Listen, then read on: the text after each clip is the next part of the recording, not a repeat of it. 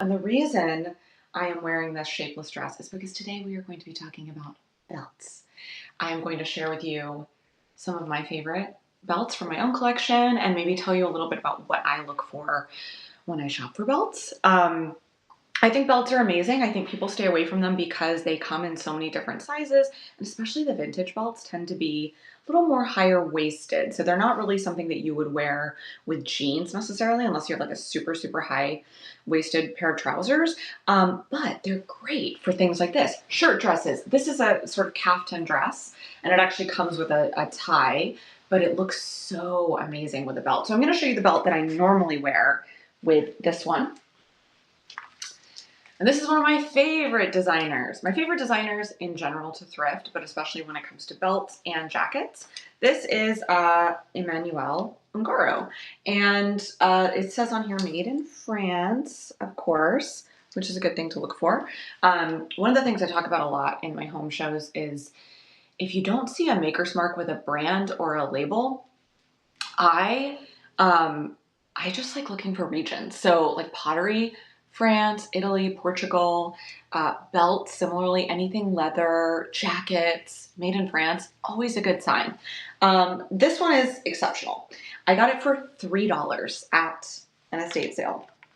And another great piece of advice is I found this in a basket in the closet. And a lot of times when somebody has a bunch of clothes or a lot of accessories, the estate sale companies, they don't even look at who the brand is. So I bought a bunch of belts at this particular estate sale. They were all $3 each. And I'm going to show you some other really incredible ones. This was probably 2 years ago that I went to this sale, maybe a little later, but this is amazing because it's got this like whip stitched leather detailing, this, and then it's all about the tassel.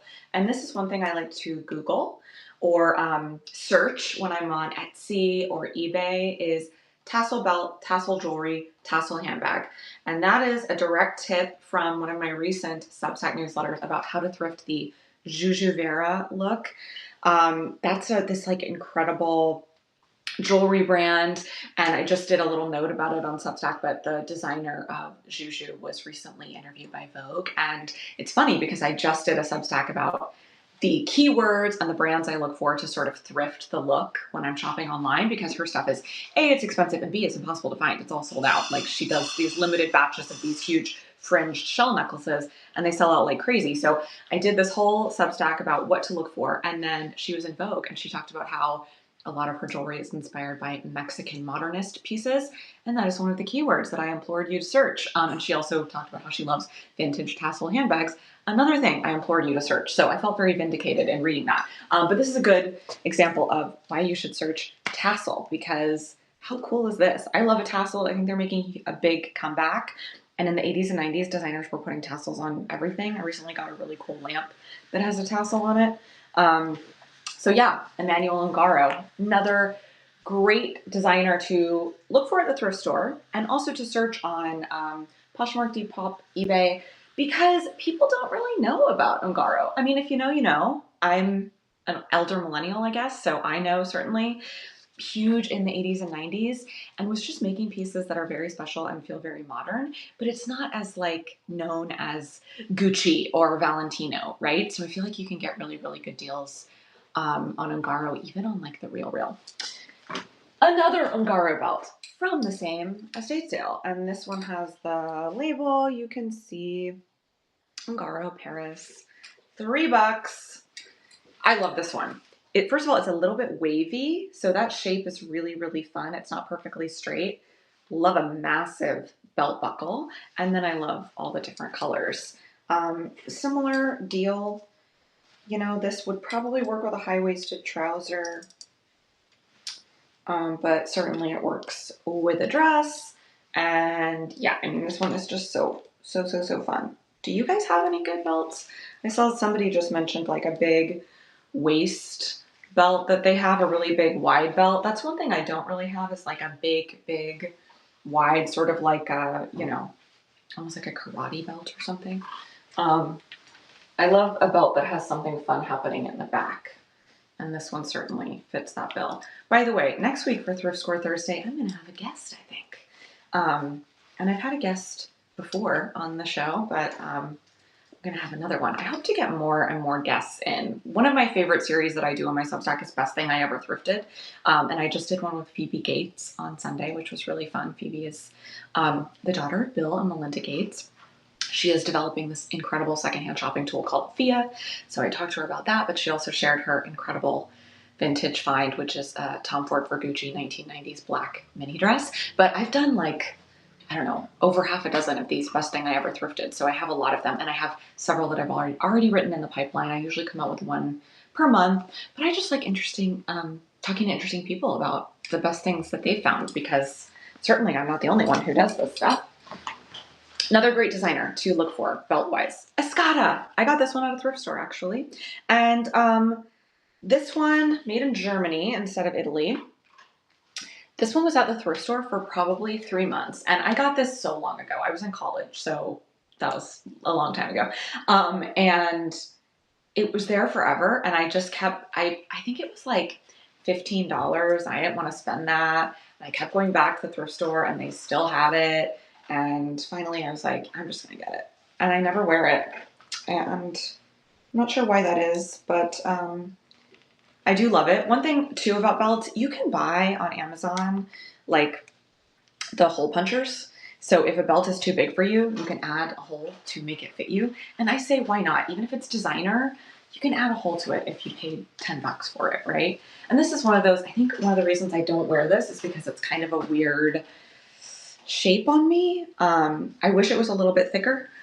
I don't think it looks good with this dress, but with something it would be fun. Maybe like a shirt dress or something. More of a cotton feel. Beautiful. Let's talk about concha belts. I got this one at a thrift store. I think it still has the tag on it. Yeah, it was $5. And this is a great one for a pant because these are meant to be worn a little bit lower.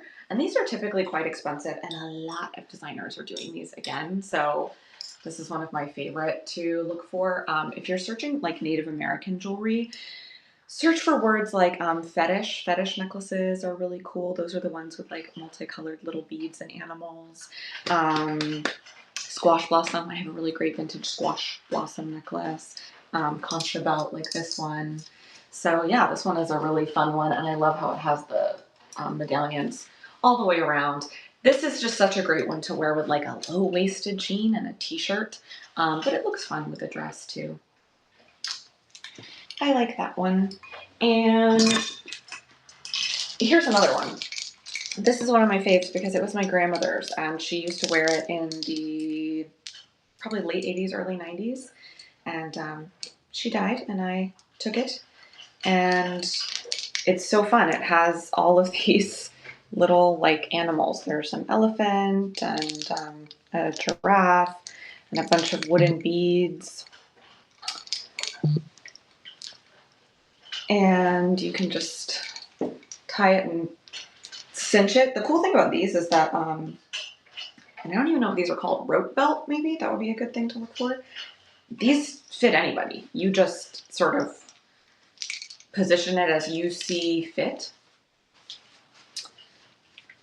which is awesome. Really cool.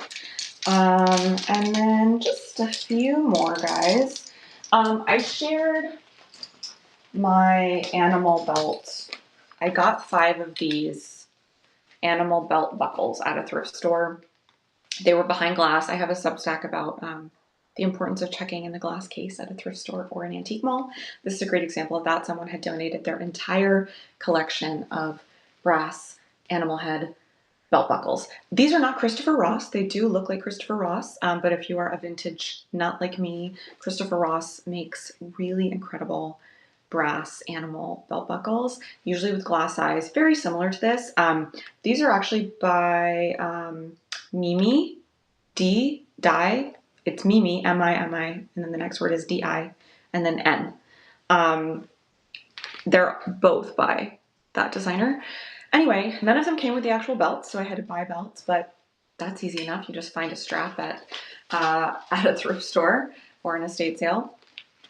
This one is exceptionally fun because I got the belt buckle at a thrift store and then that estate sale where I got the Emmanuel Ungaro belts. they also had this one, and it was $3, and that's because it was missing the belt buckle. Like probably the person who owned it or passed away, their family had probably taken the giant double C interlocking C belt buckle, but they left the actual belt behind. So now I have this Chanel belt with this guy on it, and I just think that's like so fun. I wore this actually with jeans when I was in Salt Lake City for my home show performance. It only has one hole, but you could add a hole if you wanted. But it fits perfectly on me with jeans. So this one is really, really one of my faves. And then that same estate sale, again, I just loaded up on belts, is this. This doesn't look like much, but this is actually Judith Lieber, and it is snakeskin, which is wild. Judith Lieber is known for her handbags, which are like shaped like, you know, cupcakes and dogs and things, and they're wildly, wildly, wildly expensive. If you've seen Sex and the City, you are familiar with Judith Lieber, but there's a signature, $3. Like I said, these were all just in a $3 basket, and I got the 2 Ungaro belts, the Chanel belt without the buckle, and then this Judith Lieber. And this is another one that I never wear. And this one is like this, and you can't really adjust this one, which makes it hard. Actually, maybe you can in the back. Yeah, it does have an adjustment in the back, which is cool.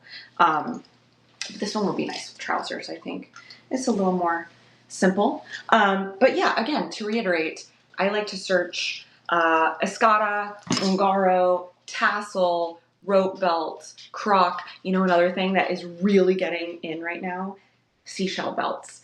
Not to keep harping on Juju Vera, the jewelry designer, jewelry company, but I've noticed a lot of companies, aside from hers, doing these incredible belts that have like a big shell as the buckle. Those were huge in the 90s. I have bought those before at thrift stores for like $2. So you can find some that look very, very, very similar to current designer pieces just by shopping on like Poshmark, Etsy, and eBay. And that's one of my favorite things to do, is shop for current trends by trolling vintage sites, which sounds very counterintuitive, but everything we see now has been done in the past. Yeah, if you guys have any questions, shoot them my way. Otherwise, like I said, next Thursday, I will have a guest on, and we will be talking more fashion stuff. I think maybe the week after that, I'll talk to you guys about art. But certainly, if you have like specific things you want me to cover, like if there's a specific thing I found that you want me to talk more about, or a specific designer you want me to talk about, because that's another thing I was thinking about. We could maybe do a Thrift Score Thursday all about specific designers, because I think some people get very confused. I've talked before about how designers will license their names. One great example of that is Ralph Lauren. There is very, very high-end Ralph Lauren, like Double RL, and you know, Purple Label, and all of these like hard to get Ralph Lauren labels. And then there's like the licensed stuff, which is the stuff that you get at like Dillard's. And that's, you know, you can find it at the thrift store and maybe you like it, but that's not quite as rare. It's not as well made. It's not as unique. You know, the construction is just a little different. So that might be something to talk about. Karl Lagerfeld's another one who, if you can find like the costume jewelry from the 80s and 90s, definitely a worthy buy. But thank you, Molly. I love all of your cooking content. I am a subscriber, so this is fun to see. Yeah, so anyway, that might be fun if you guys want to talk about like actual designers and labels and what to look for. If you want to talk about, like I said, specific finds, I have this one really cool painting that maybe not next Thursday, but the Thursday after, that I got at a Habitat for Humanity. And I talk about this a lot when I do the home shows, but I love looking for context clues. I am not always out with my phone searching things. A lot of times it's, I want to say instinctual. It feels instinctual to me, but it's not. I'm looking at things like, what is the frame made out of? If it's made out of chrome or this like really nice wood, I know that somebody had money, they invested money into getting it framed. Thereby, it's probably a pretty good piece of art. This was one of those pieces I got it at a Habitat restore, and it was also just like really well done and really weird. It's like all these stockbrokers jumping to their death. Like, I realize this sounds so morbid, but I had to have it. It was $30. And I had it, I just kept it in my storage unit for years. And then I was like, happened to be on the Smithsonian website, and They have it in their permanent collection, and mine is the artist proof, and it's like signed by the artist and everything. So weird and wild, but that would be maybe a fun thing to talk to you guys about. I had this other really cool painting that I got for $3 at a thrift store. And I just dug and dug and dug. It took me years. Finally, I found that it was done by an electrician in the 1940s. And this piece is like really postmodern looking. It looks very futuristic. It was done by an engineer in the 1940s. And it was shown as part of this really fun art show with engineers and like people of the trade. So they weren't like professional artists. But anyway, so it's not by anyone famous, but it's like, it's a really incredible piece, and it just has a really fun story. So yes, maybe we'll talk about that. But any other questions, comments you guys have, please, please, please just shoot me a DM or leave a comment on any one of my Substack posts. I always check the comments, and can't wait to chat next Thursday and also next Wednesday. I have a really, really exciting Substack coming out about my favorite places to shop online with some incentives for you to shop secondhand online. So anyway, thanks guys. Talk soon.